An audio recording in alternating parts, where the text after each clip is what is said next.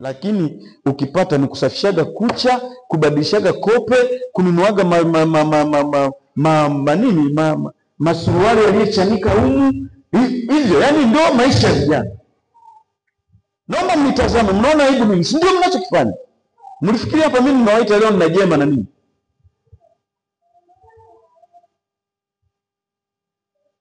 Jana mtu akaniambia, mwalimu, niko mjini, ananiambia ile semina aliyofundisha mwalimu, sasa siwezi kumtaja. Ile semina ingekuwa watu wazima, wapo watu wazima. Maana sasa bahati mbaya ilikuwa na vijana tu. Unajua kwa nini nasema bahati mbaya ilikuwa na vijana tu? Yaani anaamini kwamba ile fungu la 10 vijana mwezi kutoa. Mnatoa kutoka wapi?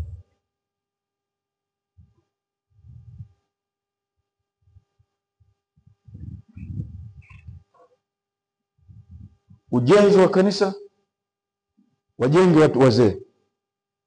Uchangiaji wa vitu, wachangie wazee. Vijana tupo? Hapana. Ninaomba mkashughulike vijana. Amen. Mwe mnaniangalia huku, mniangalie. Kwa nini mnaona mimi naonea hivi? Mnajifanya mnavuta usikivu. Kafanyeni kazi.